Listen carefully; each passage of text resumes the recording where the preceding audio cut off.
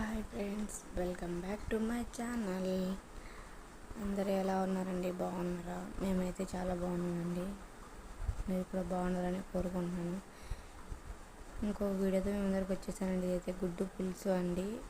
ఎలా చేసినా చూసేద్దామా. ఉల్లిపాయలు, పచ్చిమిరపకాయలు అన్నీ కోసేసుకొని ఉంచుకోండి. గుడ్లు కూడా ఉడకబెట్టేసి ఉంచాను నేను. ఒక దాకా పెట్టుకొని అందులో ఆయిల్ వేసుకొని సరిపడినంత ఆయిల్, ఉల్లిపాయలు అయితే ఎక్కువగా కోసుకోండి, చాలా బాగుంటుంది ఇది.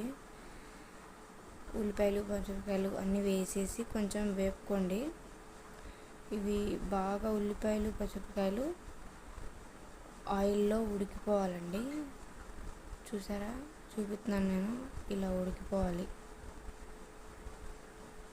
చూడండి. బాగా చాలా బాగా ఉడికిపోతే కూర అయితే సూపర్ టేస్ట్ ఉందంటే, కర్రీ అయితే ఎగ్ కర్రీ వాసన ఉంటారు మీరైతే పెడితే. మీరు కూడా ఒకసారి ట్రై చేయండి మీ ఇంట్లో. ఇప్పుడైతే గుడ్లు వేసేయండి అందులో.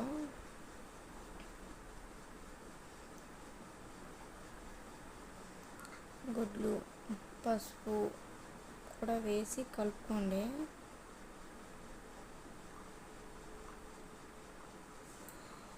మా వంటలు ఎలా ఉన్నాయో కమెంట్ చేయండి ఫ్రెండ్స్. కమెంట్స్ పెట్టట్లేదు, కమెంట్స్ పెట్టండి. తగినంత కారము. ఇదైతే చింతపండు అండి. చింతపండు పులుసు పోసుకుంటే కూర టేస్ట్ వచ్చింది బాగాను. చూడండి, ముందు ఇంకా వీడియోలు పెడతానండి, అన్నీ చూడండి. మా వీడియోలు ఎలా ఉన్నాయో కమెంట్ చేయండి. మీకు ఏదైనా వీడియో కావాలి, నాకు పలానా కర్రీ కూర కావాలి అంటే కామెంట్ చేయండి. నేను అది చేసి మీకు పెడతాను, వీడియో పెడతాను.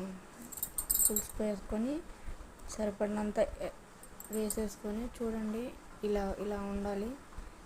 ఇప్పుడు కొంచెం సేపు బాగా ఉడకనిద్దామంటే పులుసు వేసాం కదా, అందుకని ఉడకనిద్దామండి. ఉప్పు కూడా వేసేసుకున్నాము. ఫస్ట్లో వేయాల్సింది, కానీ మేము వేయలే, మర్చిపోయాము. లాస్ట్లో వేసాము.